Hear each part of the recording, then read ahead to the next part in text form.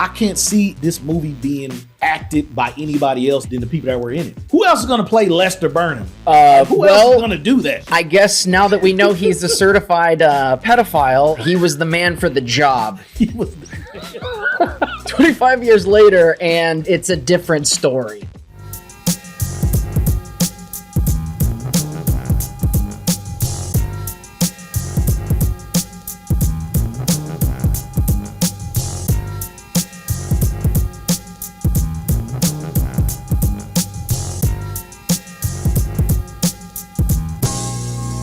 What's up, y'all?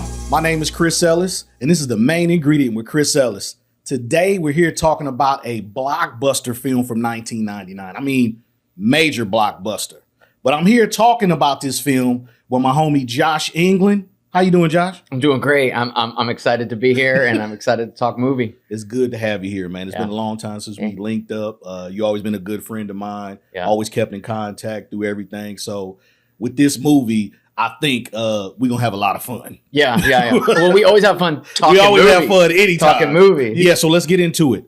American Beauty, 1999. It's a DreamWorks picture film directed by Sam Mendes, written by Alan Ball, starring Kevin Spacey as Lester Burnham, Annette Bening as Carol Burnham, Thora Birch as Jane Burnham, Wes Bentley as Rick Fitz, Mena Suvari as Angela Hayes, Chris Cooper as Colonel Frank Fitz, Peter Gallagher as Buddy Kane, the real estate king.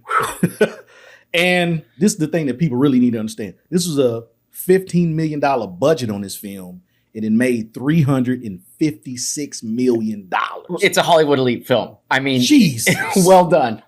Well done. Well done. 356? Yeah. That kind of explains why Kevin Spacey went shot to the moon after this. A 356 in 1999, you're making a slice of life movie about just regular people in the context of like Fight Club, you know? And you're still raking in dough. Yes. I don't know of many movies other than like Terminator movies and stuff like that back in the 90s that made this much money. You know, it's like a anomaly, like a movie that just super low, not, you know, in Hollywood terms, that is a low budget. 50 minutes is low budget in Hollywood terms. Yeah. So it's almost a micro budget. But to make 356 and to get the accolades that it got over the years and still be a movie that's kind of relevant to what's going on today with marriages and relationships and teenage kids being assholes. 25 years later, we're reviewing the film in the context of now. Yes. And it's mind-blowing. It's mind-blowing. Mind-blowing. Yeah. So let's get into it. The opening scene, Jane and her boyfriend Rick is talking about killing the dad. Yeah. You know, they're just joking around and stuff. And wait, but you don't know that they're joking around. You don't know that they're joking around. It's an unreliable narrator. So when it first came on, I was like, holy shit, are they really talking about killing a dad? They seem so serious. And they're goth kids too. So think post-Columbine. Yeah, goth kids killing their parents, super moody. Yeah. This had the Columbine Exactly. Ricky Fitz. Oh, Fitz. So we get into Lester Burnham. Lester's a 42-year-old man who pretty much jerks off in the morning in the shower. He's so lonely. He's lonely. He's in a relationship, but he's alone. You couldn't feel more alone surrounded by the people who are supposed to love you. Correct. Yeah. And that's me being married now but divorced. I know that feeling of being in a relationship, but you don't feel like you're in a relationship because you feel like the other person kind of doesn't respect you and they've kind of checked out. Because in this relationship, Lester and Carol are checked out with each other. Like they've kind of, the cliche, they've grown apart. Yeah. Low key, and this happens in a lot of relationships over time, when one person has a certain level of success and the other person is stagnant, they lose a little bit of respect for that other person for not moving with them. Grow together. You have to grow together. Grow together. Big thing in marriages and relationships. Make sure you grow together. Do not let him be a couch potato playing video games while you go to work 2-3 jobs a day. Don't do that. But that's the reality, though. Like, you have to grow together because you will grow apart. Evolve and change. Yeah. Evolve and change. And they've obviously been together so long. They're 42, but they have a 16-year-old. You know, like, they've done family. Yeah, they've done family. They've done family big time. He's I guess a telemarketer. And he hates his job because it's boring. I mean, think about it. You're on the phone all day. You're getting hung up on by clients and people. And it's like, he's kind of just in this mundane, lazy, unexciting life in general. Like, his whole life is nothing exciting about his life. Even his house to the white picket fence and the roses along the fence. you see him doing the smile with just his mouth at his desk while talking on the phone. Yeah. But he works for a magazine, and he's actually trying to wrangle people who are buying advertisements in the magazine, but he can't make connection with them. He can't make And he even says, like, does this person really exist? And I think he's asking, like, who am I talking to? I'm talking to no one at all.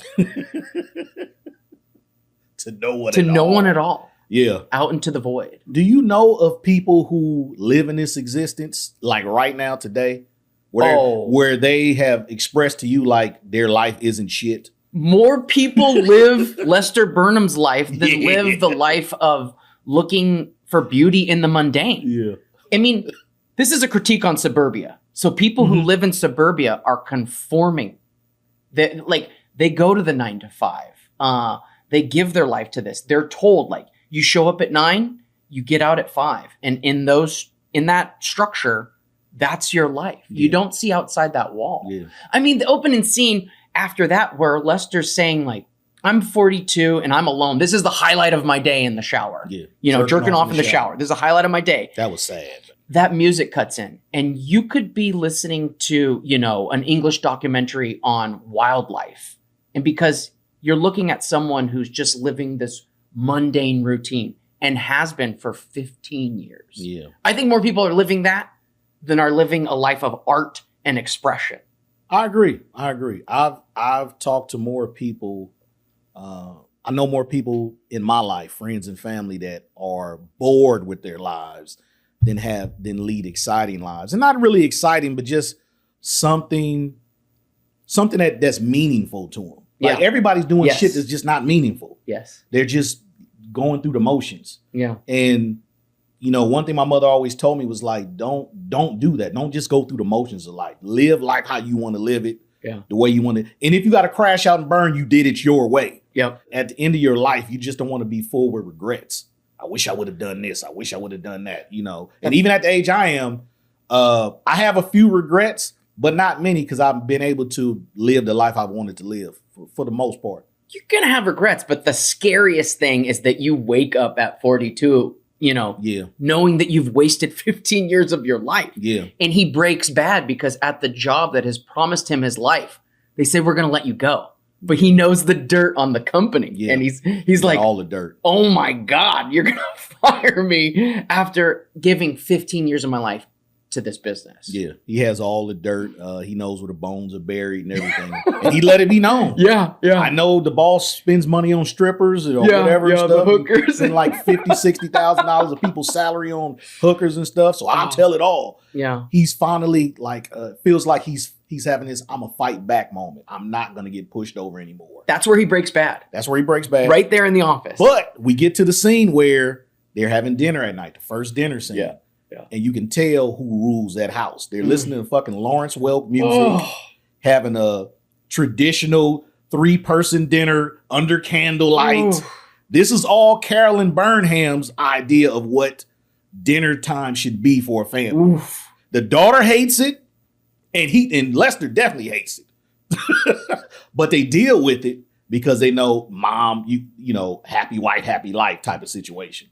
It's easier to go along with the program than it is to buck it. Yeah. And that's the big theme for the whole movie and for Lester Burnham's life. It's easier to go along, like, take your hits. Oh, no, I'm sorry. I didn't say anything. I'm going to get some ice cream now. Yeah. Yeah. It's so sad. It's so pathetic. I felt sad for him watching the movie. He's a loser. I'm like, this man could have been one of those guys who could have had a great life had he just fought for his independence and like, I'm a man. I'm gonna be a man. Yeah. He kind of just, as they say, simped out and said, I'm just gonna, whatever life gives me, I'm just gonna take it. I'm not gonna buck the system like you said. I'm not gonna say nothing back.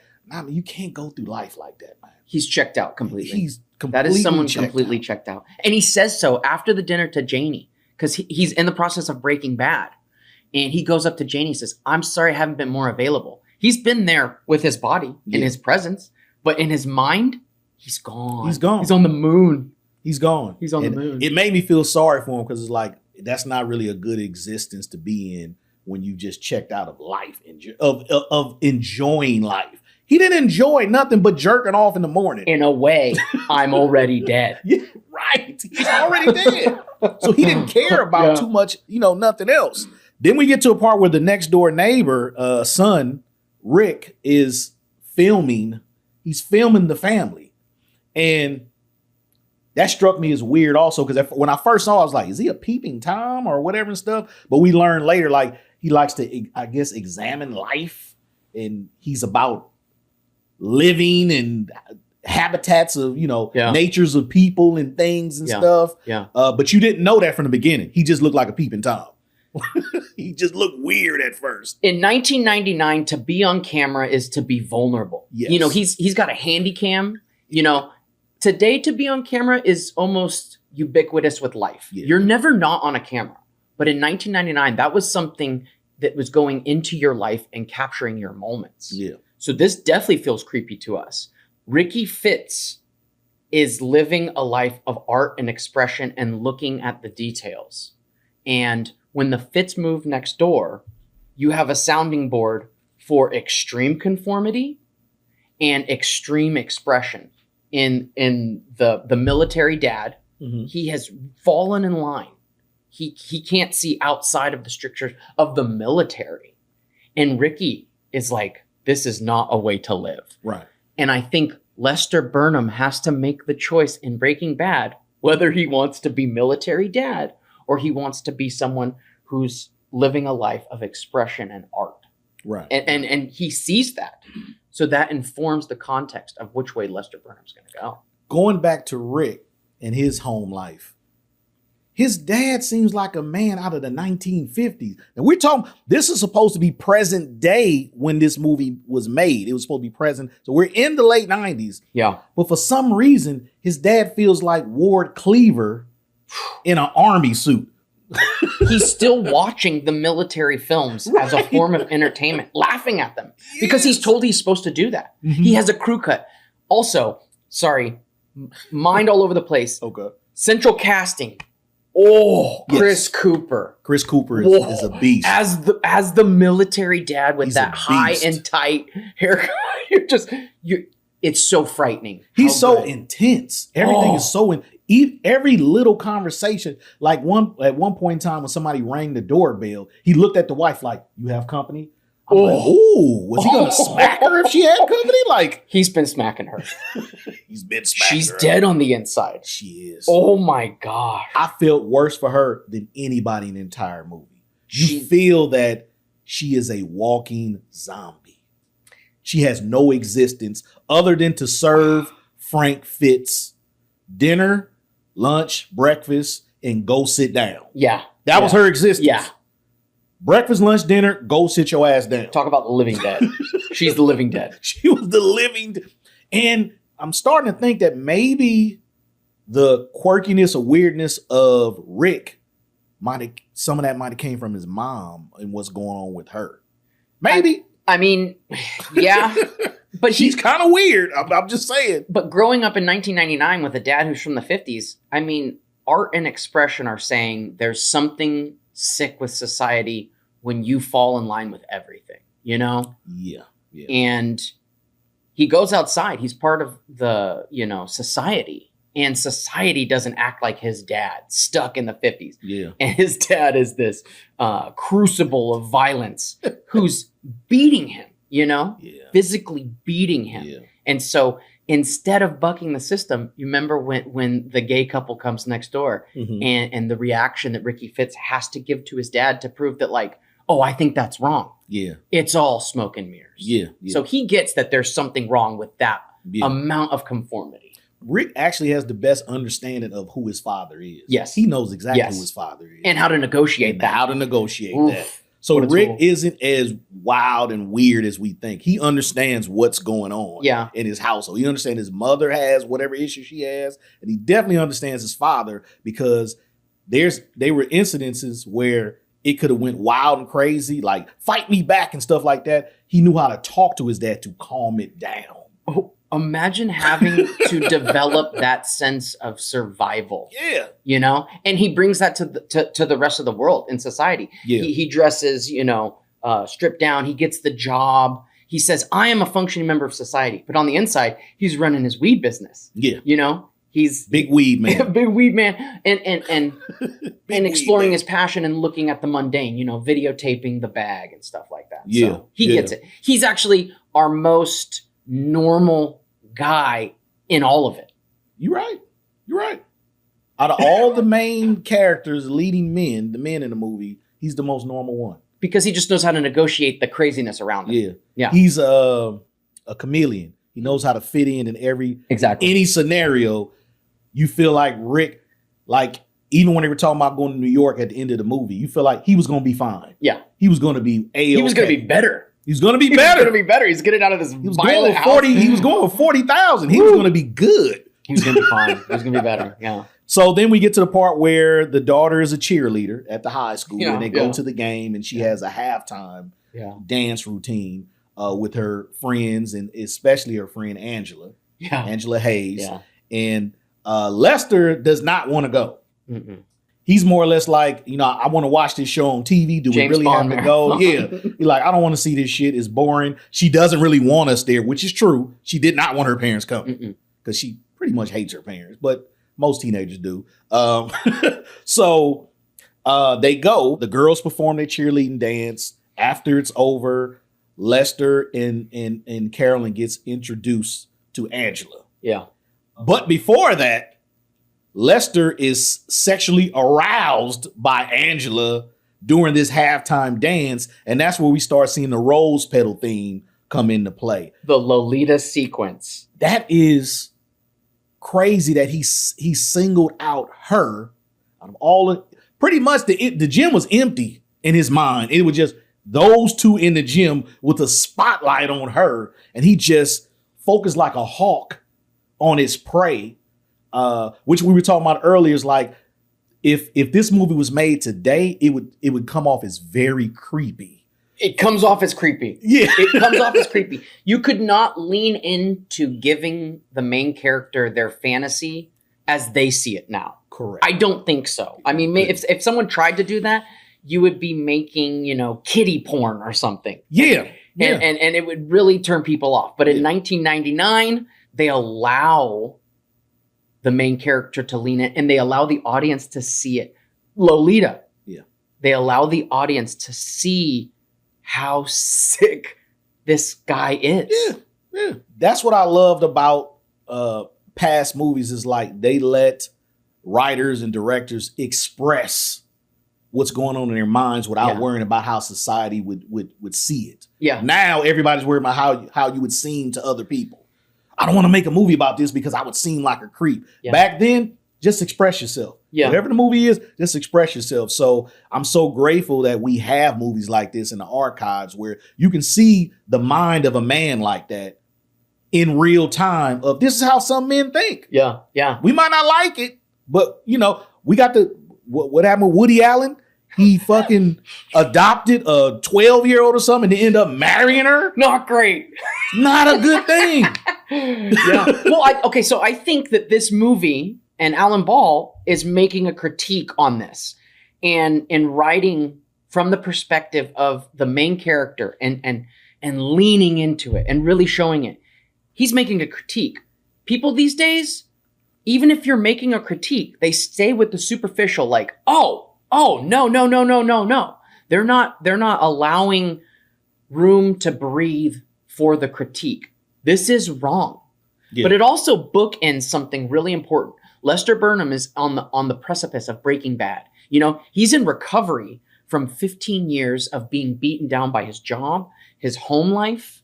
He's so lonely and he's coming to to the forefront. You know, he's been in a coma for 20 years, he says. Yeah. And he's regressing back to when he thought time was good. And that was when he was in his early 20s. So do you think it's because of him seeing Angela made him do that? Or do you think he would have actually transitioned backwards anyway? I think he would have transitioned anyway. Okay, and I think Angela was the first object of his affection as he's regressing back to his early 20s. So in his mind, psychologically, he's in his early 20s. But you know who Angela really is? It's just a younger version of his wife. That's who Angela actually is. Exactly. It's just his wife when he first met her. Yes. Beautiful, young, vibrant, youthful. Yes. That's all Angela really is. But he can't get that out of his wife now because he sees her as bitchy. She's an older, as an older bitchy woman. Who's lost her way just as much. Correct. And she's just as much saddled with kind of social ills that Lester has been. Only in the opposite way.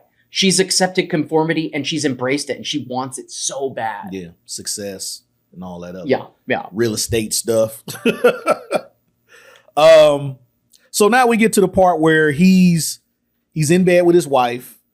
He has another dream of Angela covered in rose petals. Mm-hmm. But it gets even weirder. Like he goes into his daughter's room while his daughter's taking a shower. Yeah. Goes to her journal or book, finds Angela's number, and actually tries to call her. That was the point where I feel like he said, I'm just going to go ahead and say, fuck it, I'm going to cross this line. I'm going to make the call. Yeah. But even then, he couldn't really make the call because when she answered, he was kind of like, and he kind of got stuck. But I feel like that was the point where he decided, like, I'm going to do this shit. I'm going to see if I can generate some type of relationship with Angela outside of my daughter. Yeah. That was the creepy moment to me because he made the call. It's creepy, but he's acting like a teenager. He's regressing. Good point. He's acting like a 42-year-old man doesn't do this. A teenager does. And someone who's going back mentally snoops through journals, through diaries. Yeah. And the way he ran away when the daughter came out the shower. It's so pathetic. He ran away like a child. Yes. Making hella noise. We can hear you running through the house. Not wanting to get caught. Right. Yeah. It was so weird. It was like, but I'm glad you brought that up. Like he did regress back into like being a teenage boy. That whole holding on to the phone, not knowing what the nervousness of a teenager. Nervousness. What does he do next? He gets a job at a burger shop. What does he do next? He buys the car of his dreams from when he was a teenager. So we kind of see a man going through midlife crisis. Oh, 100%. Yeah. 100%. And that's a whole nother thing that a lot of men go through. Is this point in your life where your kids are older, they don't need you as much. Your wife is older, she really doesn't need you as much. You guys are not really having sex. And then you're trying to figure out what to do with the rest of your life. Self-identity. Yeah, self-identity. When your identity is, going to work 9 to 5, supporting your family in this way, and that gets ripped away from you, you're baseless. You have no sense of who you are. Yeah. I feel like Lester lost himself, like you said, he lost himself years ago, but also at the same time, like with anybody, that kid is always still there. That kid is always still there. And I think the biggest issue with Lester, and I'm glad I don't have this issue personally in my life, is that he didn't have no homeboys to kind of keep him grounded. He doesn't have anybody to talk to. He's a loner. He is totally a loner. Most men have at least a brother or an uncle or some other man to express what's going on in their life. Yeah. But just imagine being that dude in that world by yourself. Nobody to talk to. Well, he does get someone. He gets Ricky Fitz, a teenager. And that's not a good sounding board for a 42-year-old man. Yeah, not a teenager. Smoking weed in the alleyway with a teenager is not where you go to rebuild your sense of self. That was his shining moment, having fun right there with Rick, smoking weed. He had the time of his life. I feel like they're really high in that part because he's like the way he laughs, he's like, I'm in trouble. Yeah, that was method acting. You're gonna really get high. He dove into that Cali Kush. Oh. The director gave him that Cali Kush. Talk about another way in which 25 years has taken place, and the idea of smoking weed has radically changed. Yeah. 1999, people are still going to jail for weed. Yeah. You know, this is a serious. bad thing. Yeah. In 2024, Taboo. you walk into the store and you buy weed. Yeah. Good weed. I feel like eventually it's gonna be like at Walmart and shit. Like you just be able to buy weed on the shelf at Walmart. Right there. Pack of cigarettes. Weed right next to there. it. Just get what you need. I feel like we're going later. that way. I'm glad that society has developed, a conscious mind about weed smoke and how it. First of all, you can't ban weed and not ban cigarettes. That's just fucking stupid. Cigarettes kill people who don't even smoke. Like, but you're gonna ban weed. Like, let's call a spade a spade. We know what this is about. This has nothing to do with weed being bad. It's the politics and people at top taking charge. But what was interesting was that Rick also had a collection of tapes and he had a lot of technology and stuff in his house.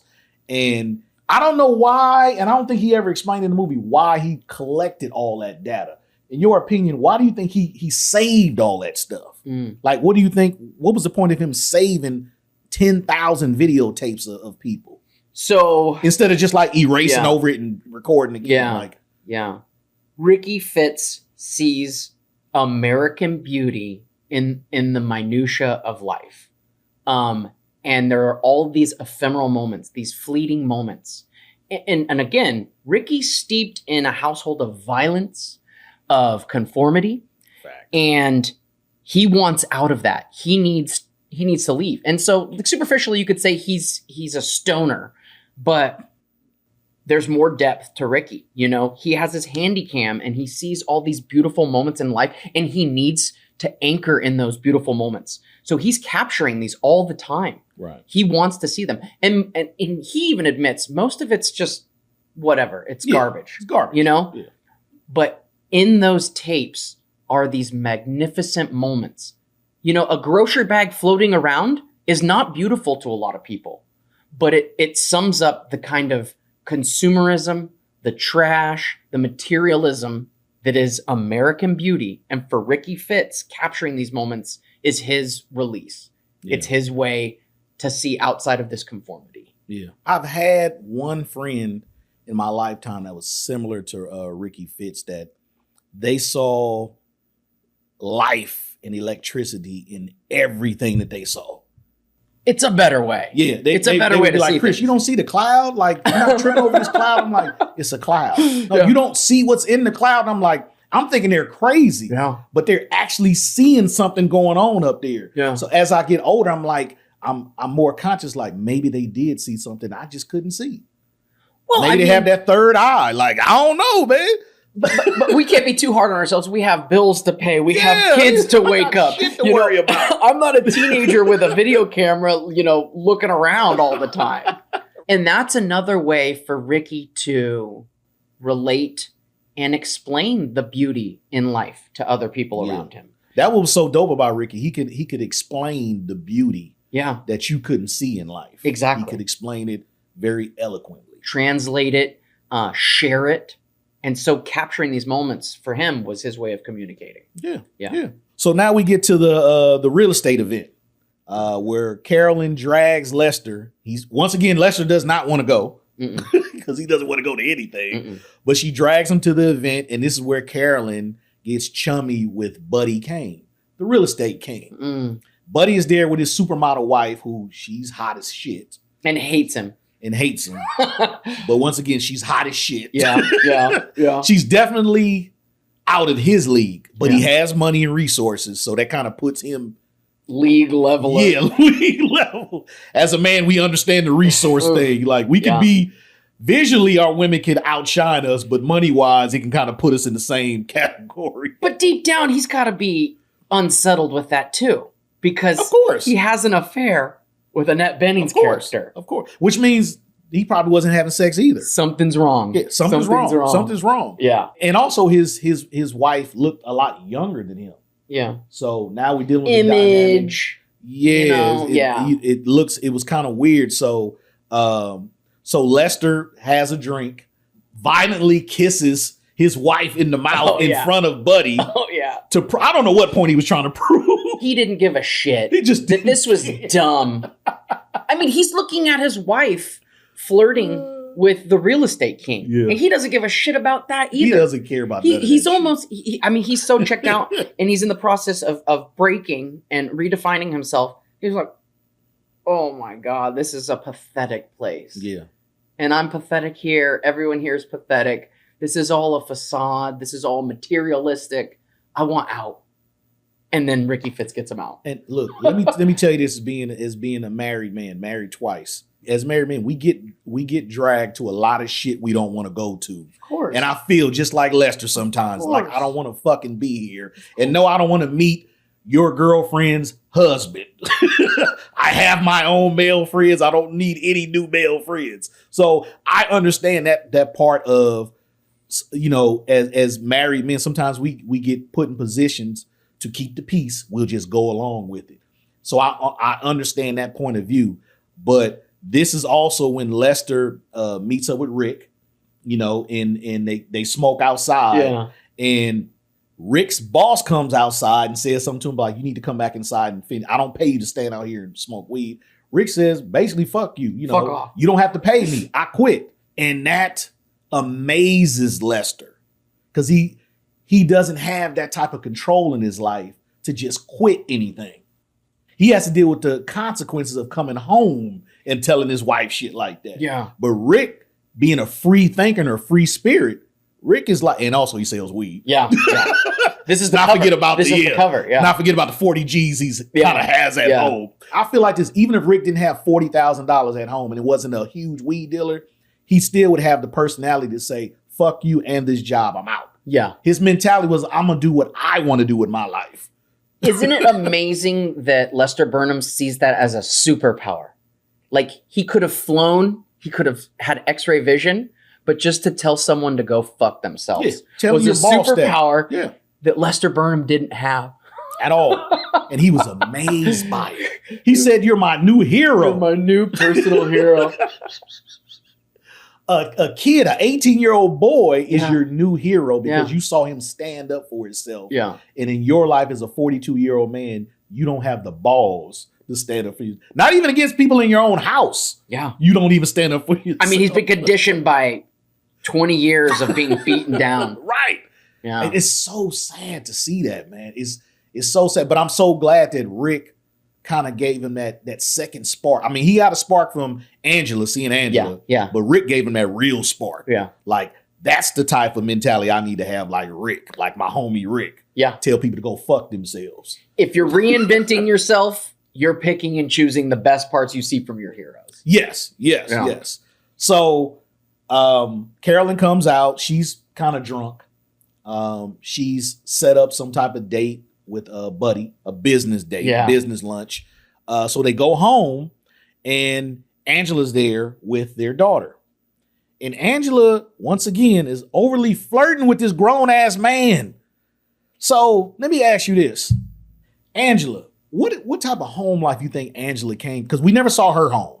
So what do you think, in your mind, if you open up her house, open up the door and walk in, what are you seeing in her house to make her behave the way she's behaving? Yeah, that's funny. I always thought of Angela as kind of like a latchkey kid, someone who didn't have a lot of love and support in the home. Because let's face it, she's this 16, 17-year-old girl who really wants to be more advanced than she really is. And she does that by telling everyone how great she is. Right. And that's not what someone who gets a lot of support and actually has developed confidence does. Right. So it's a weakness that she needs to seek this validation through her sexuality and, the power that she has. That's the most dangerous thing to me is a young woman who understands her sexual value early. Because she plays men like violins. But it's dangerous. Angela understood that though. Yeah. She saw it in Lester, like, I can make this man bend to my will just by coming around him. Yeah. Yeah. Like, And she loves that uncomfortable. She loved it. Yeah. It's scary when a young woman knows her sexual value that early, because a lot of them use it in a negative way, like Angela was using a negative way. Yeah, I was gonna say it's more like she's aware of the power that she has, but not her actual value, and that's the dangerous part. That's a good point. Because she could abuse this, and she could take advantage of men. Yeah. But let's face it, she's just a kid. She's just a kid. She's a monkey with a machine gun, and it's dangerous for her and those around her. That's a good way to put it. She was very dangerous, but she told a story to Jane where she had noticed that men had started looking at her at 12 years old. Yeah. Just imagine seeing yourself as a sexual object since you were 12 years old. That shit must happen. Of course. Anyone fairly sophisticated, these girls, they got to notice that change, Another sick part of society. Another that this movie's trying to point out. Man, it's so weird to just hear a young woman talk like that about her sexuality. Like, men have been trying to fuck me since I was 12 years old. Like, just hearing her say that shit is like kind of creepy. Like, damn, you've actually seen lust from men's eyes as a 12-year-old girl to where now you're 16, 17 and you're using that against them. And it's funny because Janie says, "Oh, that's disgusting." And Angela goes, "No, I fucking loved it." Loved it. She said, "No, I fucking loved it." That is crazy. Yeah. It fed her ego. Yeah. She had a huge ego. You know, Yeah. she talked a lot of shit at school, and she had a huge ego. And again, I think that was a defense mechanism because she is an insecure person. Yeah, very insecure. Yeah. Very insecure. I mean, we eventually find out. So we're going linear. So I won't say anything. Yeah. But she was very insecure. Yeah. So Lester, the same night, Lester is, ear hustling, puts his head to the door and hears Angela basically telling Jane that she would fuck her dad if he worked out and got more in shape and stuff like that. So this idiot goes to the garage, finds some dumbbells, and he just gets to it. Yeah. He just gets to it, and he looks weird doing it. Like he strips out his clothes and just starts doing this, which looked weird. So now at this point, Rick is filming a naked 42-year-old man working out. Disturbing. Very disturbing that he's filming this. Yeah. But even more disturbing, the man is only doing this to fuck a teenage girl. He has no other desire to work out other than to get with this girl who he overheard say she would ride his dick if he looked a little better in shape. He has no sense of self. He's susceptible to that kind of attention. Yeah. He wanted that attention. So bad. His wife didn't give him any attention. Nothing. Man. Jesus Christ. Nothing. Another day I felt bad for him was when she was going to work, taking the daughter to school, and the stuff fell out of his suitcase, and the daughter and the wife looked at him like he was the biggest idiot that ever had existed on the planet. He agreed. He agreed. He said, and they're right. He knew it. That's horrible to make a man feel like that, man. That's a horrible way to make somebody feel. They're not making him feel like that. I mean, they're definitely Come not on, man. helping. They're not helping. But he knows he's a loser, and he knows he's complicit in being a loser. Yeah. And that's why he's not mad. Right. He's not angry. Right. He's just waking up. Yeah. Let's go back to the real estate king and his wife having an affair. He's not mad about that. At all. The regular response would to be upset. I've been cheated. I've been wronged. He's not upset like that. I mean, if anything, he just wants to be honest about it. Yeah. Yeah. If that makes you happy, whatever. Yeah. I mean, like I said, I've been there. You get to that point to where I don't even care anymore. It's like I've already checked out his relationship. If she's sleeping with 20 men, I don't care. Yeah. So I actually understood that point of view. Yeah. Like you checked out. She can do whatever the hell she want to do with her life. I'm already moved on. Closed chapter. Opening a whole nother chapter to another point in my life. Yeah. So now Lester has another dream of Angela naked in the tub. Oh yeah. With rose petals. Puts his hand in the water. Yeah. Getting ready to do whatever he's gonna do with her. But in reality, he's in bed laying with his wife jerking off. Yeah. And it wakes up. He's doing it so aggressively, the bed is literally shaking. Yeah. And she wakes up and really just yells at him for jerking off. Yeah. And it becomes this big argument to where all he's trying to tell her is, if you do certain things for me sexually, I wouldn't even be this type of person. But clearly, you don't want this type of action either. Sexually is what's communicated here, but it's more than sexual. It's deeper. It's definitely deeper. It's so much. It's like if there were any type of communication going on. Because their communication really is only her telling him what to do. That's the only line. There's just a wall. You do what I tell you to do and shut up. That's it. That's all. Yeah. So they don't really have any, it's sad to see couples that sleep in bed together, but they're in two different universes. They're in bed together, but they don't even. But and also it's such an embarrassing, pathetic thing to be doing. Yeah. But Lester uses it as a like, hey, I'm hurting here. He's trying to open that communication. Yeah. And he's frazzled and, he reacts a little angry with her reaction. But really, it's more like, I'm here. And can you be here too? Yeah. Which I thought was kind of a tender moment. And you could see she's on the verge of being like, are you okay? Yeah. But she's too... she has perfect roses in her garden, and the rose petals that are falling apart in the dreams, the red rose petals, are roses in decay. Okay. These are roses that are falling apart. Her roses are perfect. She can't go there with Lester because if her life is not one of conformity, then she has nothing. Because that's what she's completely built her character on. That's deep. Okay. That's what I see. That's what I see. You see roses falling apart. She has perfect roses. Yeah. She's all about everything on the facade, like how everything looks as opposed to what it really is. They look like a happy couple. Like a happy couple they from the outside. They should be the happiest couple on the planet. From the outside. And as long as she can keep up that image. Yeah. It's the image. And she mentions that in the movie, like that image is what really matters in her business. That image, that structure of perfect life. They literally had a white picket fence, man. Like, Jesus. And because we're going linear, and I think one of the most important, also, shout out Annette Bening, like, why didn't you win all the awards for this? Like, oh my God. Yeah, shout out. One of the most important scenes and character building is that I will sell this house today. Yeah. She is building herself up, and if she can do this and she can empower herself, she could do it. But she's not selling that house today. Yeah. And she completely breaks down. But she has to go into a dark hole to do this on her own. So she's screaming on the inside too. She is. But she has her image to uphold. Right. And Lester doesn't have any image to uphold. He could be jerking off in bed for all he cares, At all. Yeah. You do see her lose it for a second over that not being able to sell a house.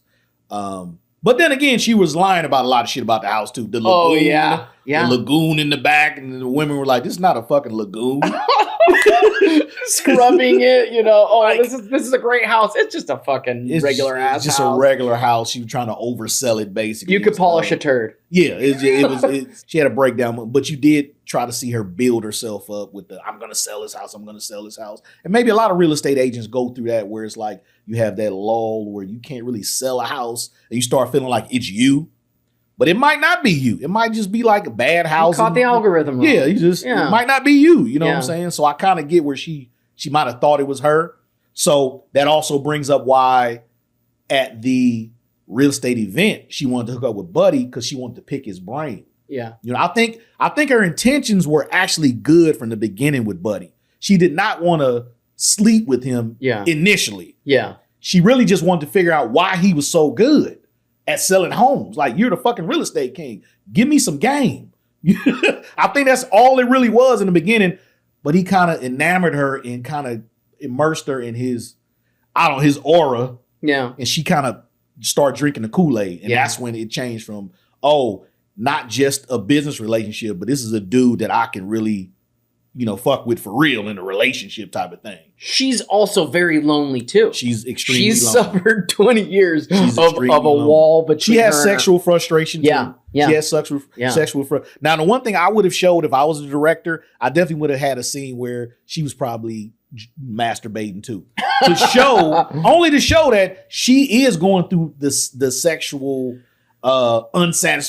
unsatisfying life that he was going through. Because initially it just looks like he's not sexually satisfied. Yeah. But you find out later, oh no, when she wants to get it in, she got it in with Buddy Kane. That is the corollary masturbation. They can't show her masturbating because masturbating is a pathetic, lonely experience. and Lester Burnham's pathetic and lonely. She's keeping up her image. Right. So her masturbation is fucking the real estate king, this cheeseball guy. And that's as far as she could go. She thinks it's building up her image to be associated. But really, she's getting railed in the cheesy motel by the real estate king. Super cheesy. This dude's supposed to be extra rich and all this other shit. He took you to a motel. Yeah. I want to say it was the Top Hat Motel. Yeah. Like, he doesn't think much of you to take you to. He take you to the Ritz. She's being used. You're being used. Yeah. You're being used. Like, he even said during their sexual thing, like, how's it feel to be railed by the king? Like, so he's just using her, and she's getting her sexual frustration off, because even after they're done, she's like, oh, feels so much better. So she kind of needed that too. But it's a shame because in their when Lester was masturbating in bed and they had the argument, he was trying to tell her, like, if you want to help me out, just jump on. Yeah. Like, you can help me with this. Well, jump on, but also like talk to me. Yeah. Please. Like, be a part of this and we can do this. Talk to me. Yeah. And she would just like even during that argument when they were in bed, it was like she still wasn't understanding exactly what he was trying to tell her. Yeah. Let's communicate. Let's get on the same page. So there is another scene where they get closer. That's true. There's another scene.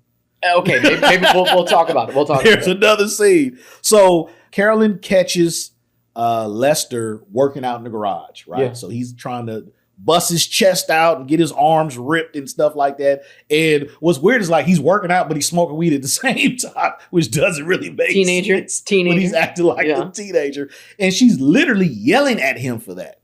And it was almost like she chastises him like a mother would a child. Mm-hmm. She's talking to him like a child. Mm-hmm. I still feel sorry for him. Like, man, please stand up for yourself. And I'm glad, because in that moment, he did stand up for himself. He said, fuck off.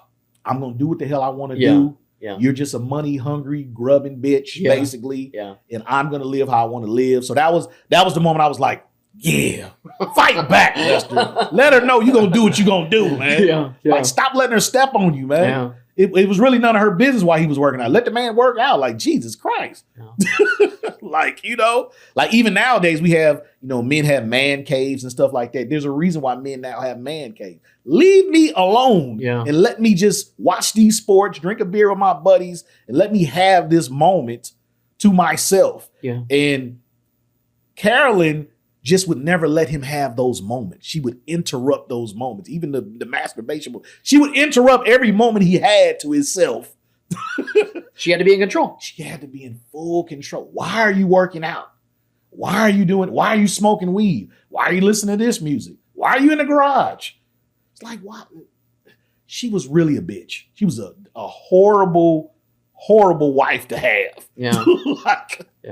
But I do feel like at some point in time in their relationship, she probably was a very sweet woman to be with. A very nice, in her younger days, probably before the kid. He said as much. She was probably the sweetest person on the planet. He used to have fun. Yeah. They were both victims of conformity. Yes. And doing what they were told to do. And, she has this pretty strict gender role that she's been fulfilling, and control was part of that, So I would have liked her character, her background, to be explained a little bit more, so you can find out why was her mother like that to her dad?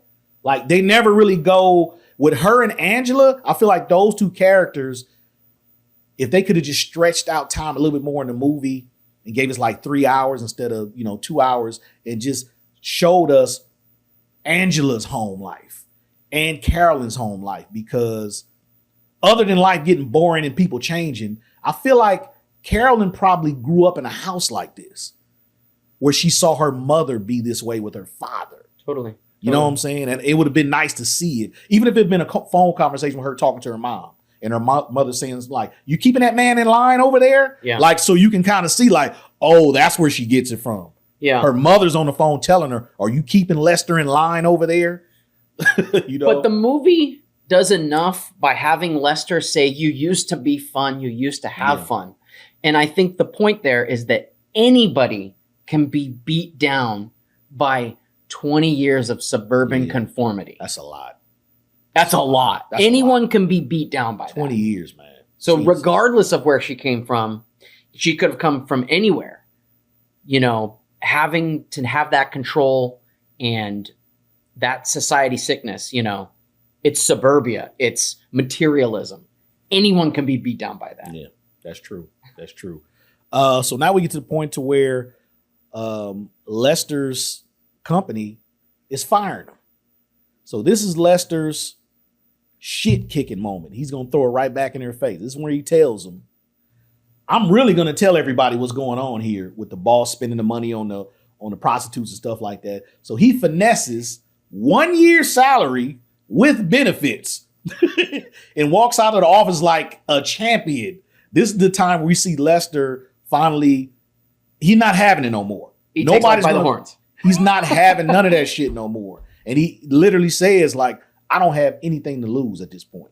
So I'm going to do whatever I need to do to get what I need to get out of life. And they gave that man basically $60,000 free money. Yeah. He was able to sit at home, get the check, get the benefits.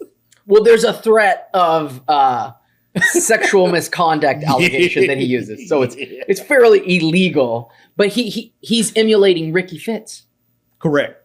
He saw Ricky Fitz tell the guy to fuck off, and he wanted no more than to have that superpower. Yeah. Fuck off. And he took that superpower. And pay me. And pay me. And pay me. Yeah. He even told the guy in HR or whatever that was telling him he was fired. He was even like threatening to say that he sexually harassed him or something like that. He's the like, dude was like, what? I'll say that you offered sexual favors to keep my job. The guy was like, what? Huh? Where does that even come from? No. He said, you're a sick man. Because he knew it. He knew it was going to work. He knew it. He knew it. That was well played by Lester. What he wanted to say was well played, Lester. Bravo. So Lester got essentially everything he wanted. And he had to go home and tell his wife. And over dinner, she throws another fit. Oh, I'm going to have to pay all the bills. And I'm going to assume that Lester was actually helping pay bills. I don't know where she got the thing of she's going to have to pay all the bills because he got fired. Like, I would assume that he told her he's still getting a paycheck. He didn't care. It's the details, and that wasn't it for him. Also, he had said, like, I had supported you for all those years. Yeah, he did. So why couldn't, what would be so wrong with supporting me while I find myself out? He did. He didn't give up that he had this dough. It seemed like she didn't care about that neither. It's like, fuck what you did for me back in the day. Didn't matter. I don't want to pay all the bills now. Didn't matter. It didn't matter at all. It was a fledgling real estate career at best. Right. So Carolyn goes out to lunch with Buddy and finds out he's getting a divorce. He's going through his thing. He has this speech to her about success. And success should be in the forefront of your life, not necessarily a relationship and stuff like that. And she feels the same way. Like she's driven for success in the real estate genre. And the person she's with is not only not successful, but he doesn't even have a drive to be successful. And that bothers her. But at the same time, while she's having lunch with Buddy, she sees the man she wished her husband was. Mm-hmm. She wishes Lester was him. The image. And Buddy plays on that, and that's where they end up in the motel, and he pretty much takes her down. And Predator prey. Predator super prey. Easy. I mean, a motel in 99 probably costs like $25. She's just so lonely. and let's face it, we get an insight that Buddy's not having the picture perfect life that he wants. He's not. And he says as much. But he says, my image, the car I drive, the suit I wear. Yeah. And she goes, oh, that's all that matters. Yeah. Because she's a superficial person. It just further just drilled home something that she was already feeling, like the image. We have to look this way, down to cutting the rose petals. And I think in the beginning, Lester said something about her shoes matched the shears in her hand and stuff like that. Like she had to be so perfectly looking to everybody. And she believes it. She believes that if you get image down, that the content comes everything behind with it. Yeah. And that was the importance of I Will Sell This House Today. Yeah. She thought if she got the image right, then the substance would follow. And it didn't. That's not the way life works. That's never how they're not spiritually sound. Right. They're not clean on the inside. Right. And just the image is not going to cut it. Right. I agree. So Lester now applies for a job at a fast food place. And pretty much going back to what you were saying, like reversing back to his being a psychologically teenager. reverting back to being a teenager. The best time in his life. Yeah.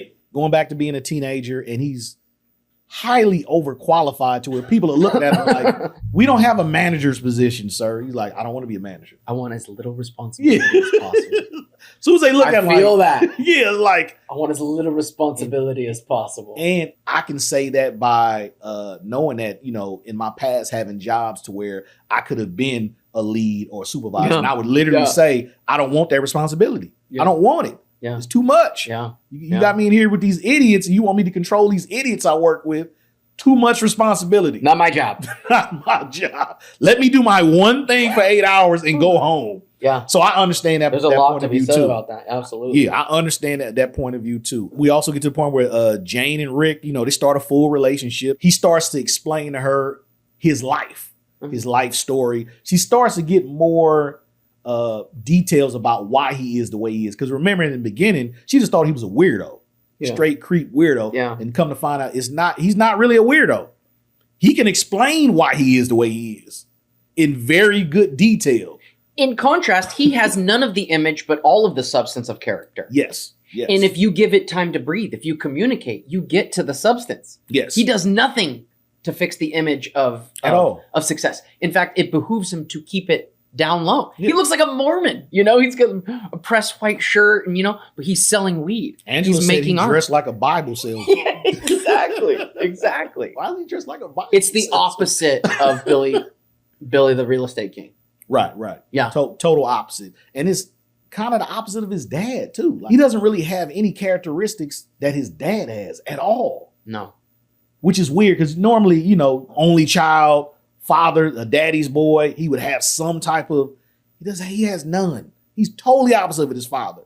So that, if I were to ask for any backstory, it would be, how does someone in the crucible of violence, like a household of extreme violence, know that that's wrong, And how does he discover that he wants to be nothing like his dad? He wants to be the opposite of his dad. And at the same time, negotiate that. Yeah. He placates his dad. Yeah. He does everything to make sure his dad thinks he's acting within the defined lines of what he's supposed to be doing. Yeah. And we don't know how he does that. I mean, that's just being super self-referential. And a lot of people, would succumb to that. Right. We don't understand how he got to that point to where he knew how to navigate through that. How to navigate it and dealing with his dad. Even know that that's not right. His dad is wrong. Right. His dad is a piece of shit. He's a Nazi. He hates homosexuals. He's a bad guy. His wife has been beaten to living death. Yeah. She's a zombie. She's a zombie. Yeah. I felt really sad for his mother. His mother will probably, live all of her days exactly like that. There's no escape. That's very sad. That's disturbing. And it was so sad when he, we'll get to that part when he left the house and he said, I wish things could have been better for you, Mom.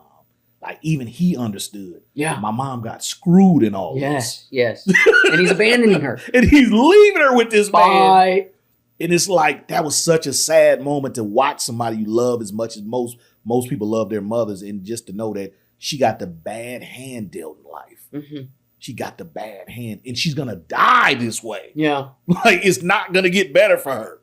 That's very sad. That's why I say this movie, the dark undertones is like, Jesus. They're dark overtones.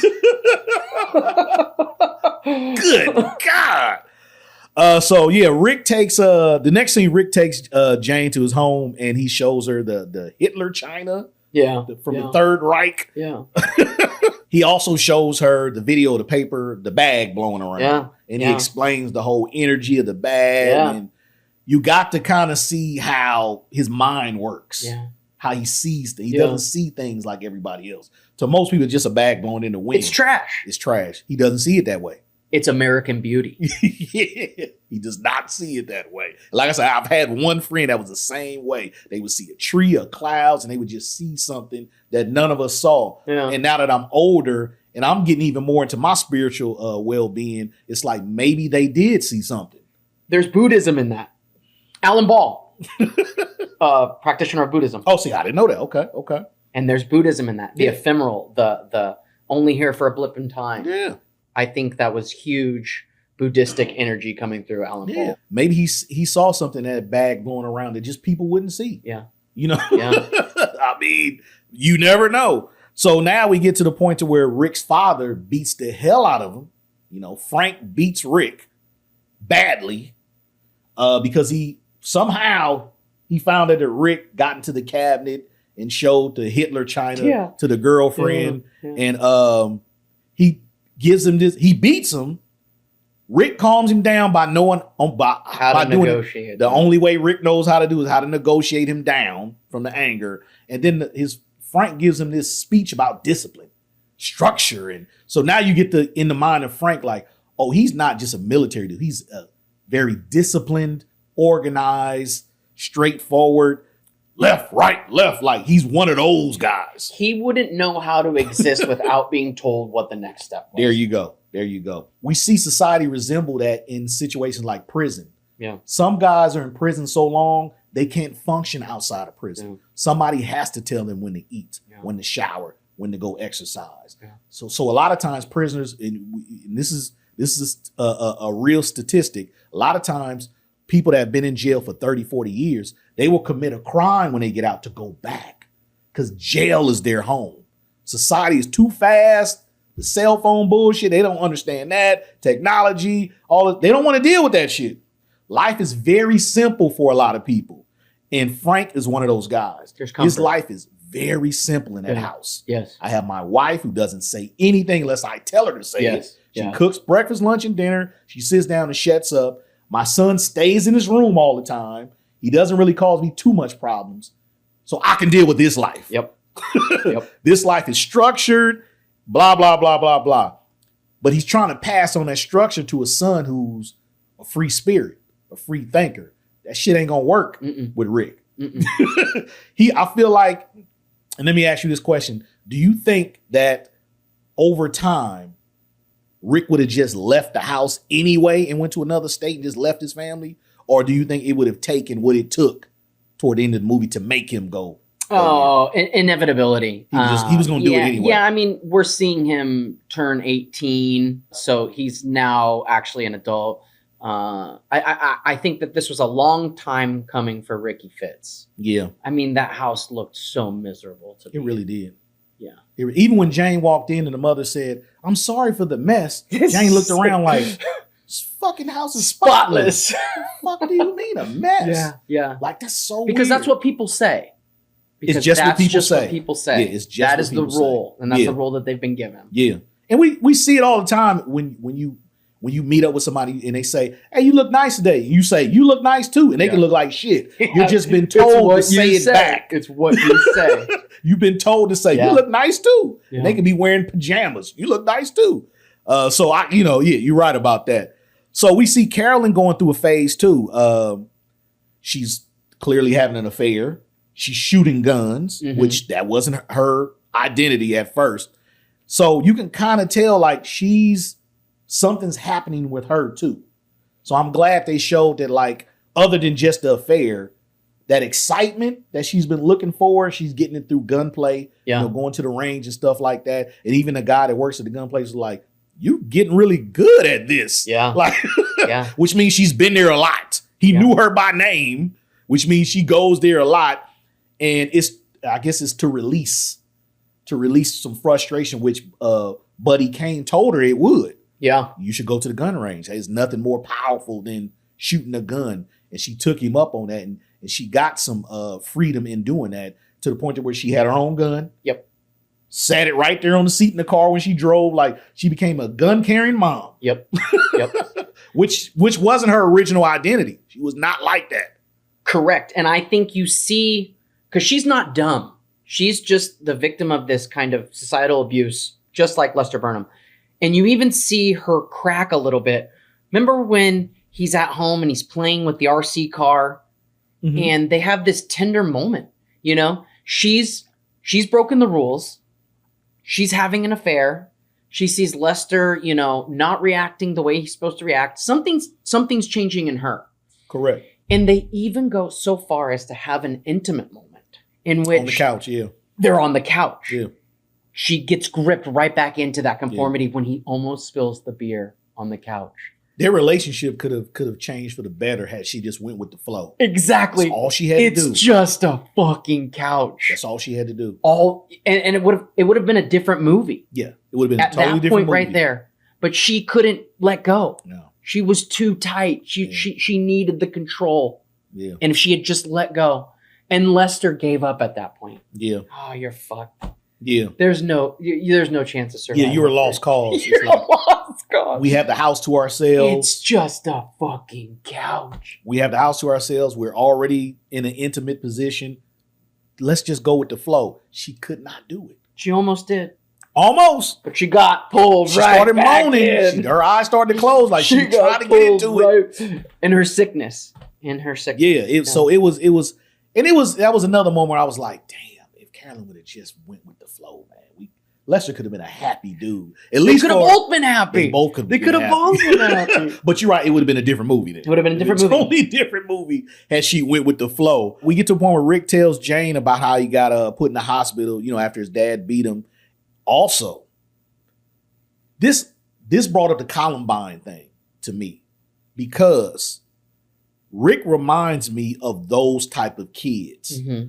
Those kids from the Columbine shootings were suburban kids who came from these type of homes. Mm-hmm. And Rick says when he's explaining to her, he got in trouble because he beat a kid almost to death over being angry with his dad. Mm-hmm.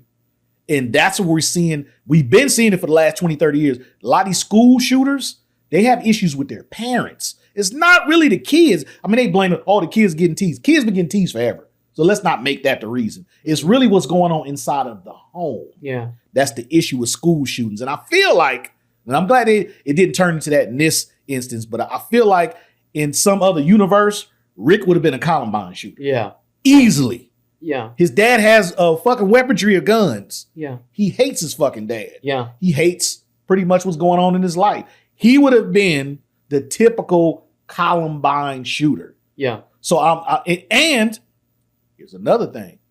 When did Columbine happen? Was it 1999? Was it 99? Yeah, if I'm not mistaken, It was the exact same year. Too real. That's the first thing that came to my mind. I'm like, oh, his dad's military, got guns all over the house. He fights his dad.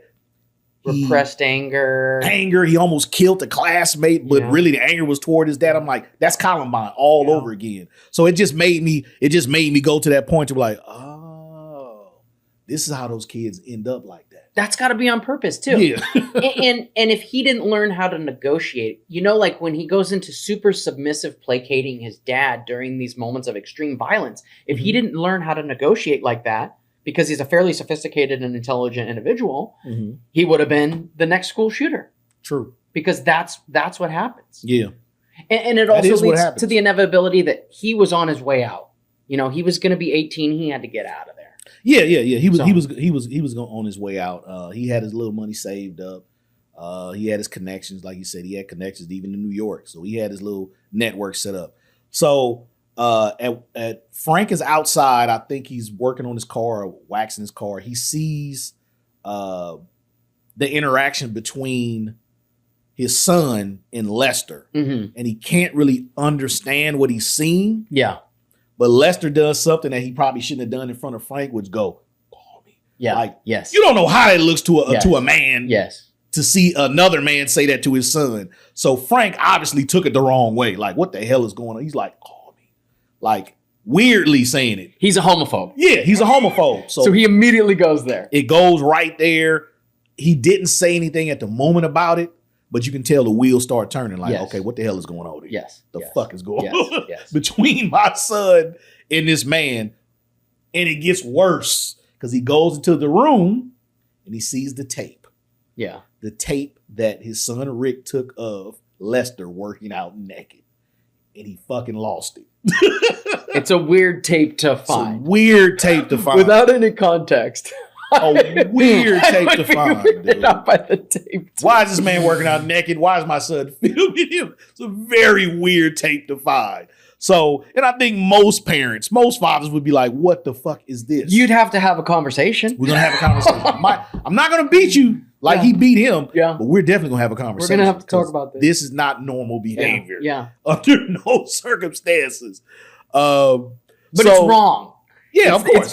He just doesn't have the context. He only has his own hatred in which to see this. Yes. You're right about that. You're definitely right about that. So Lester, working at the fast food joint, catches Carol, his wife, and Buddy making out in the drive-thru. Yeah. Like, y'all motherfuckers couldn't do this at a hotel. Like, literally he's kissing on her neck and kissing all over in the drive-thru and gets caught red-handed. Yeah. And Carolyn still didn't want to fess up in the moment. Yeah. She still started lying, saying, we just came from a business meeting and just try to lie his way through it. Not understanding that Lester really doesn't give a fuck. He doesn't give a shit. Lester doesn't care at this point. He just wants him to know he knows, and he doesn't care. He had a straight face like, would you like fries with that? He doesn't care. He's so broken. Care. Lester does not care. Yeah. But it shocked her how much Lester didn't care. That was the worst part. It's better to be yelled at than to have someone be disappointed in you. Yes. It shocked her that he was just like straight face, like, do you want sauce with that? Lester, stop! Yes. Like, she almost wanted to say, yell at me. Please, at least yell at me. Of course. But don't talk in a normal work voice and you saw me with this man. Terrifying. And he even told the dude, he was like, you'll probably remember my name from here on out. Oh, that's the best. That was a dope line. Like, you will not forget me now. You forgot me all them other times we met. But I guarantee you this time you will never forget my face. Yeah. That was kind of dope. But even Buddy was like, oh shit. Like this might be the time to call it quits. We're getting caught in the drive-thru of a burger spot. He's still trying to keep up his image, and it's a bad image. Yeah, even Buddy was like, okay, Buddy put the brakes on. Buddy had to put the brakes on. Like, we need to slow down. Yeah. We're getting caught in drive-thrus of burger places. Like, this is getting ridiculous. Yeah. And he was going through his divorce, so he dealing with whatever he's dealing with. And I think he seemed like a smart enough man to understand, like, Carolyn just going through something. Yeah. She ain't really in love with me. Yeah. She just going through whatever she's going through with her husband, and she might see me as a comfort blanket for her feelings right now. But she's not really in love with me. No. You know what I'm saying? Yeah. So I think that's why it was so easy for him to say, maybe we need to, kind of pump our brakes. Yeah. And she started crying and bawling in the car because I think, honestly, she never wanted to take it that far. I don't think she really wanted to ruin her marriage. I think that Carolyn is as miserable as her life seemed with Lester. She didn't want to ruin it that way. I think she would have much rather them just break separate on good terms and, if they were going to break up, but not like getting caught in the drive-thru of a burger spot. Like, that's the corniest. Bad for image. It's just bad, man. It's bad for image. And they're just bad. People. I don't feel like internally she was really a horrible person. I feel like their relationship just went astray at a certain point in time. She just stopped caring. I don't really think she ever hated Lester or hated even her life. I felt like she was the exact same. She felt the exact same way Lester felt. Yeah. And they just couldn't, once again, get back to communication. They never had that communication to say, this is how we are both feeling. Let's fix it. Mm-hmm. Which is most marriages when it ends. You get down to, why the fuck, we sitting with these lawyers, we getting ready to get divorced on this. Why didn't we have a conversation? And you don't even have to be mad. Yeah. It just didn't work out. You don't have to be mad. Like, why didn't we just have a conversation instead of now we got 6, 7 lawyers and splitting up assets and who gets to keep the dog and dumb shit like that. So I feel like in another time, another universe, Lester and Carolyn would have been a really good couple had they talked. Yeah. When they first started feeling a certain way. Of course. 15, 20 years later, it's too late. It's too late. At this point, she's checked out. He's checked out. You know, he's literally masturbating in the shower as entertainment. That marriage was over. Yeah. That marriage was doomed at that point. So we get to the point where Frank basically is assuming that Rick, his son, and Lester, they're having a full-blown affair. Yeah. And he confronts his son about it. And he says something that's really, it's kind of fucked up. He said, he'd rather have a dead son, basically, than a gay one. Yeah. He'd rather him be dead and not exist. And that hurts Rick's feelings. You can see it in his face like, I can't believe you just, you're my father. You're such a small-minded person. Yeah, just like, he looked at him like he was less than nothing when he said that. Yeah. It was a weird moment, like, you're nothing. Yeah. Just for you to say something like that. Yeah. So, and his father literally told him, don't come back. Like, you leave, don't come back. Ricky feels bad for his father for being so small-minded. Yes. But then we find out. Yes. And we will definitely get to that. Rick goes next door to Jane's home and tells her that he asked her would she leave to New York with him. And he has $40,000. She saved up $3,000 over some years babysitting and stuff like that. And she says yes. So that sparks a big argument with her, Angela, and Rick, because clearly Angela, she's never liked Rick. She's always thought he was a weirdo, a creep, blah, blah, blah. So they're arguing. And at this point in time, Rick strips Angela down and tells her, like, you're not pretty at all. Yeah. You think this about yourself. You're actually, basically he was telling her you're really an ugly person on the inside. Mm-hmm. On the outside, you might be blonde and beautiful, but you're actually a really horrible person. Yeah. And she feels it so much where it breaks her down. She starts crying. And you start to see the vulnerability of Angela. Because the whole movie, she was just a strong, blonde woman who understood her sexual power and stuff.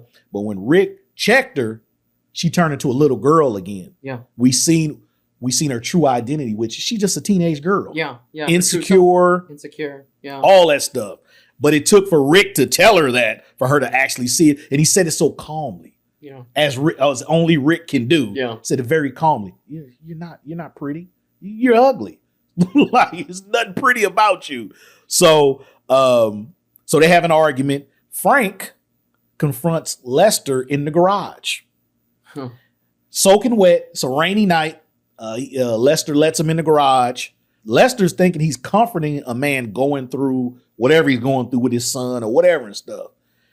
And Frank tries to kiss Lester. He's been a closet homosexual the whole time. He's been closet the whole time. He has not been able to be his true self, and it has driven him to insanity. I'm going to tell you, when I saw that part, I said, I didn't fucking see this twist coming at all. My God, what I thought was going to happen, he's going to beat the shit out of Lester. Yeah. That's what I thought. He was just going to be like, are you sleeping with my son? Blah, blah, blah. Boom, boom. And I thought he was going to beat him to a pulp. No.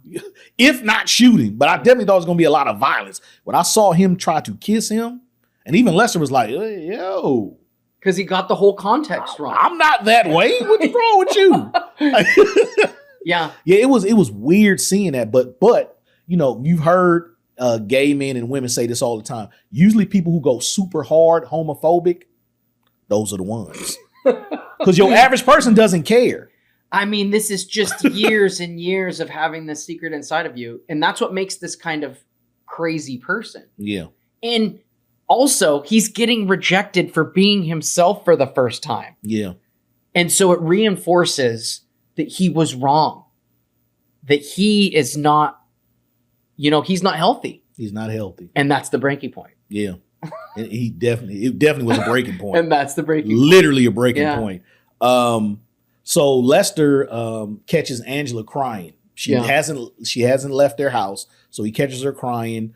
He does another thing stupid. He offers her a teenager a beer. Yeah.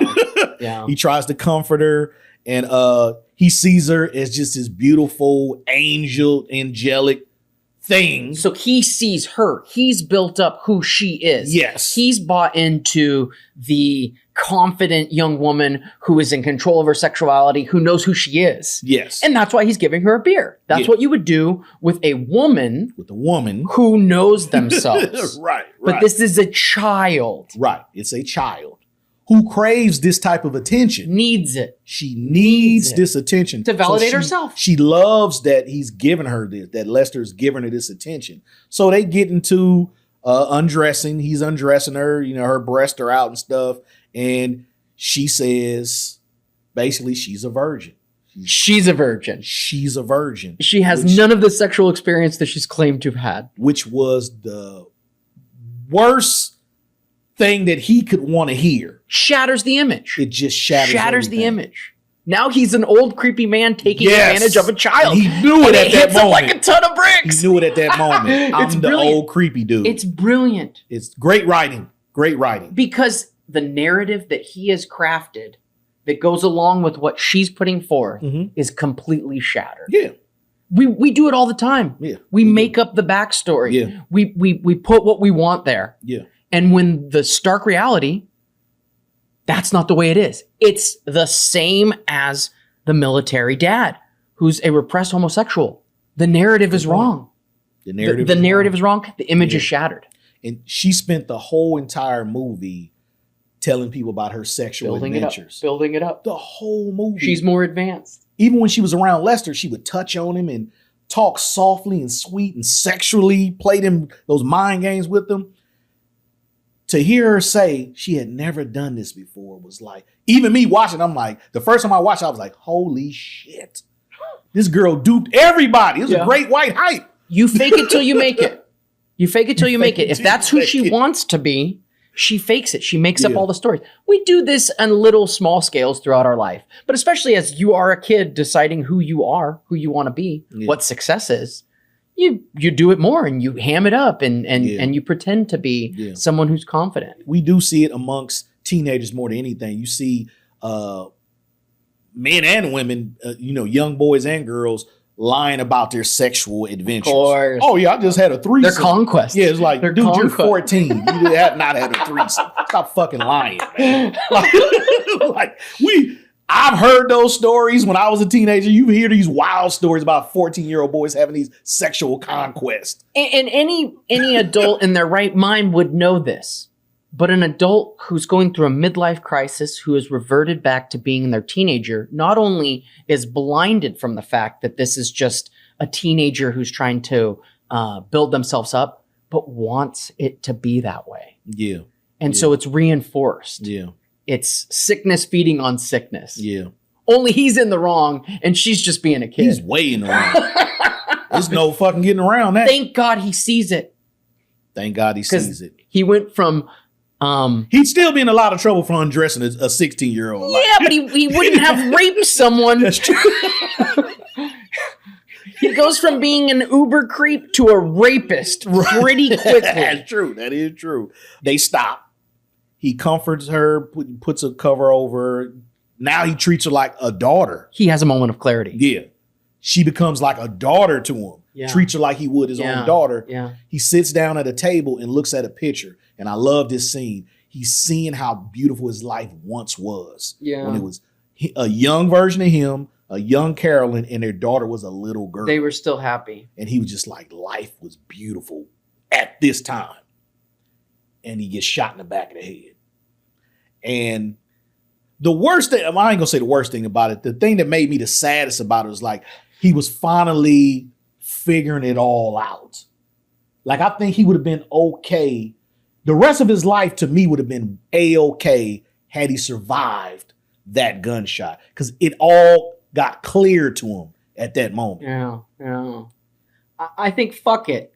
I think he died happy. He did. Lemmy looking up at the rabbits on the hill and George comes behind him and takes him out. Yeah. And it didn't. Frank.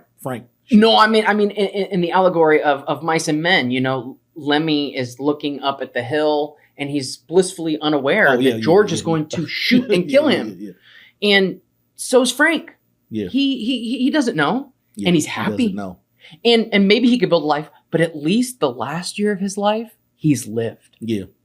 He had an actual life. He had an actual life. And he died happy. But that was a very tender moment, him looking at that picture and seeing how beautiful life once was. And we all have those moments. Like I said, me, even as a divorcee, is like you have those moments where you see those pictures of you and your kids and your young family. You like, that's when life was great. And all you crave for is to get back to that. And it was hopeful too. He could have. Maybe he could have. He could have fixed his relationship with his daughter. Things could have got better. Or things could have been just as completely fucked. And you know what? And he wouldn't have died blissfully unaware that he was being shot in the back of the head. That's true.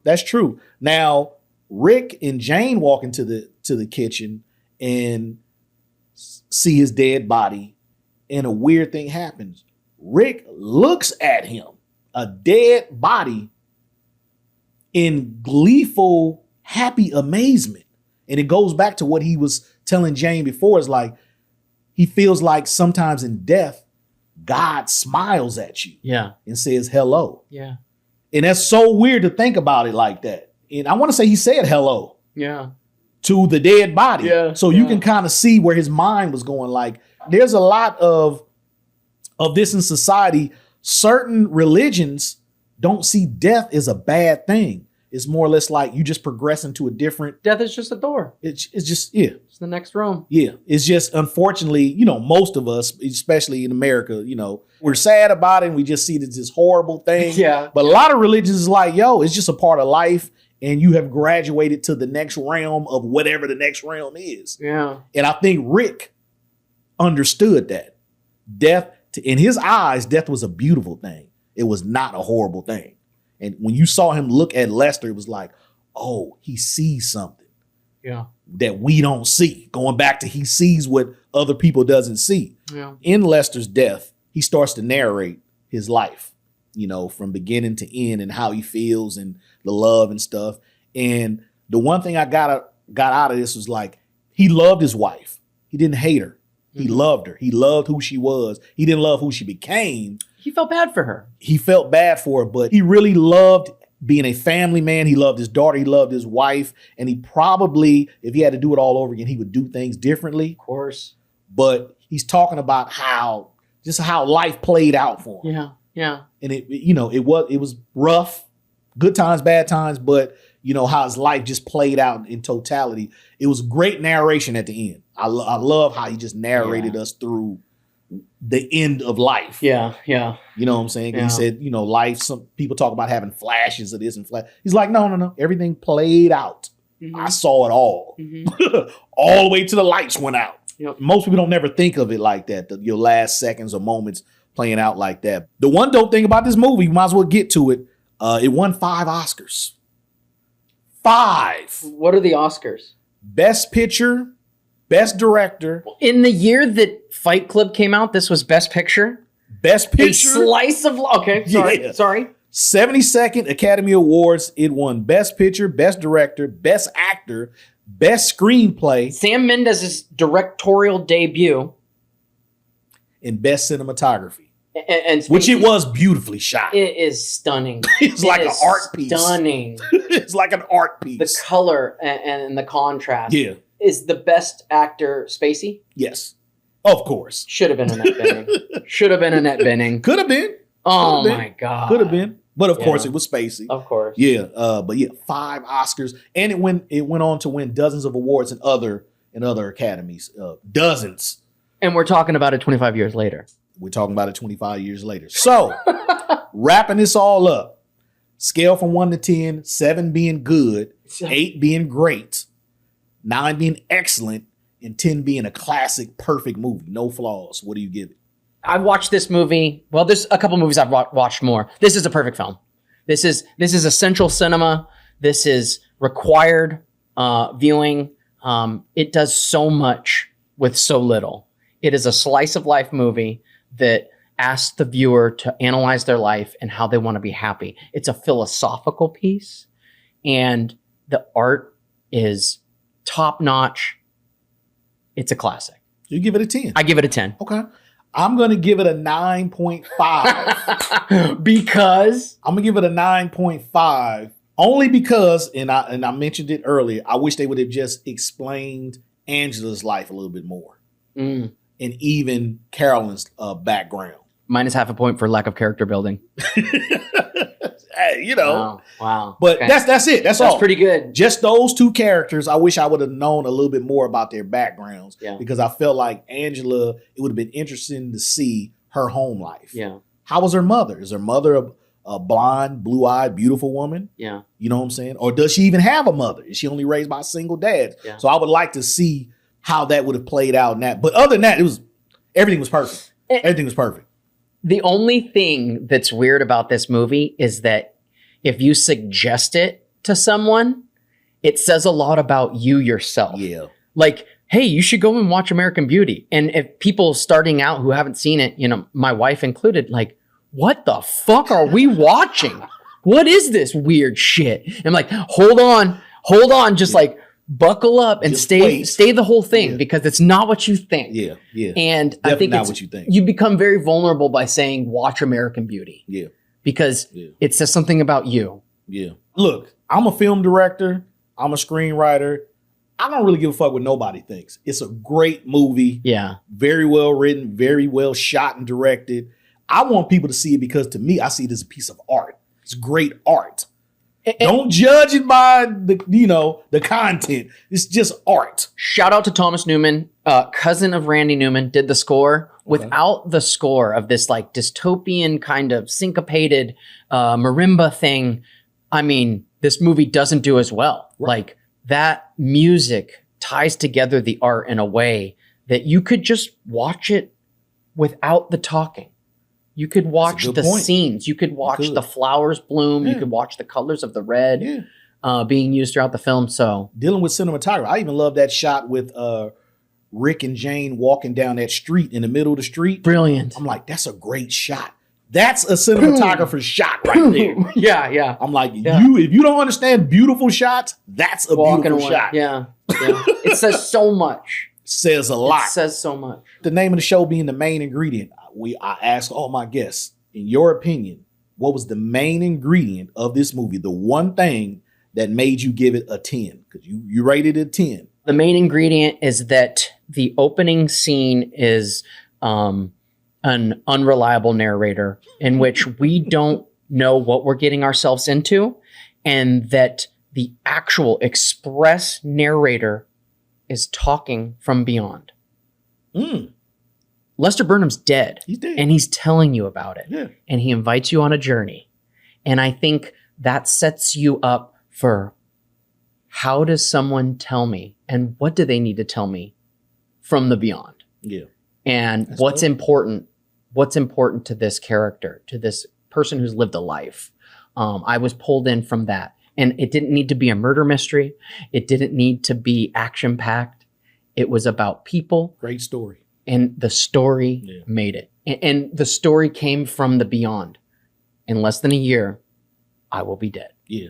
That was so dope. It started off like that. That was so, because it caught you from the very beginning. Punches you right in the I need face. to watch what happens to make him die in less than a year. And then you're watching him jerk off in the next scene. That's funny. My main ingredient for it would be the screenplay. I just love it's very well written. I just think that the writing was perfect. I didn't see any flaws in the writing. Yeah, you could have added certain things, like I said, show a little bit more to but as far as what was written was perfect. It was nice. So genuine. It was just genuine. That was real people. It was real people. And You never thought about acting. Yeah. People weren't acting in front of you. People were living a life. A very nuanced, real life. Yeah. It was definitely very well written, very well thought out. You see so many movies, especially from the 90s. We had a lot of good movies in the 90s, but there were a lot of bad movies that just they were hitchy. The stories were hitchy. Yeah. Jump cuts and just not real. But this one, like you said, it felt like we were watching somebody's life play out in front of us. So I really love the screenplay. To me, that's the main ingredient. I can't see this movie being acted by anybody else than the people that were in it. Like, I can't see anybody playing. Who else is going to play Lester Burnham? Who else is going to do that? I guess now that we know he's a certified pedophile, he was the man for the job. 25 years later, and it's a different story. See the shit I got to deal with when me and Josh hooks up. You see this shit? Good talking to you, my brother. I always love our talks. I love talking about film and art with you. Thank you. For sure, man. I definitely appreciate it, man. We got to do this again. 100%. Got to pick another movie and do it again. Something we can sink our teeth into like we did with this one. The movie you and I have talked about the most that I don't know if it's on your list is Falling Down. And I wanted to, in this, say that Falling Down was a movie about society crushing a man from the outside. And that man exploded. Yeah. And American Beauty is about society crushing a man in and how that man imploded.